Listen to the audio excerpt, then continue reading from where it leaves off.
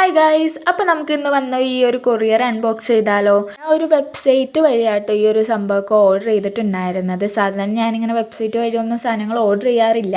അതുകൊണ്ട് തന്നെ എനിക്ക് നല്ല ടെൻഷൻ ഉണ്ടായിരുന്നു. ഇത് എന്തെങ്കിലും പറ്റിക്കലാണോ, സാധനം വരുമോ എന്നൊക്കെ ഉള്ള നല്ല ടെൻഷൻ ഉണ്ടായിരുന്നു.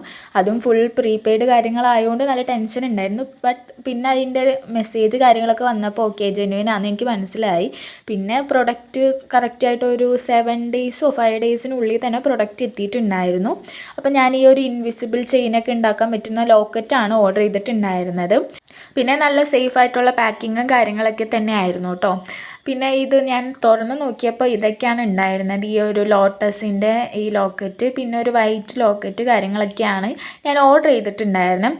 അതിലെനിക്കൊരു പണി കിട്ടിയത് ഈ ഒരു സാധനത്തിൻ്റെ ആയിരുന്നു. ഇതൊരു ബീഡ്സ് ആയിരുന്നു, അത് മൈക്രോ ബീഡ്സ് ആയിരുന്നു. ശരിക്കും എനിക്ക് ഇതല്ലായിരുന്നു വേണ്ടത്.